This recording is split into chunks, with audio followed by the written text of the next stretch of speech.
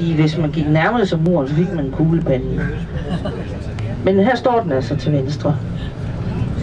Og I kan se, at de er i gang med at renovere muren. Den er simpelthen ved at falde fuldstændig fra hinanden. Det er lidt ærgerligt, fordi nogle af de originale, oprindelige malerier, der var her på, de er gået selvfølgelig tabt. Kommer der så nogle andre, så må man jo se, om de kan leve op til de andre lavede. Her kan I se til venstre og et maleri med den soldat, der hopper over afspærringen, som vi har set så mange gange.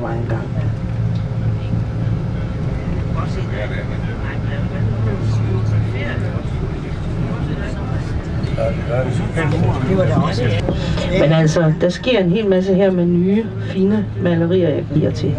Desværre går det så altså, som sagt, ud over nogle af de gamle. Men det er den originale mur, og det er jo så det, der først og fremmest jo er de spændende. Og over på den anden side af Spree, det var så altså det for jættede Vestberlin. Det her mur, det var jo fuldstændig uladsiggørligt. Det koster 100 og så forskellige gange. Vi er så nogen, der har nogle stykker, der er rigtige. Ja, jeg skulle lige prale lidt. Jamen, jeg ved, den er rigtig, dem jeg har, for jeg selv hakket dem ud i muren.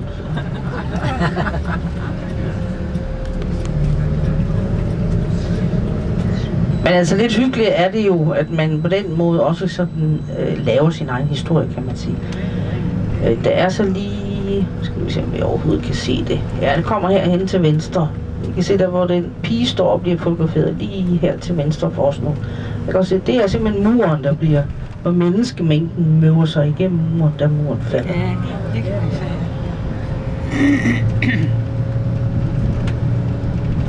sige. Jeg tænker altså, det er simpelthen hele muren, der skal have en ny finish. Det er så det længste bevarede stykke, der er i Berlin. Der står så nogle andre små stykker hister her, men det her er det længste stykke.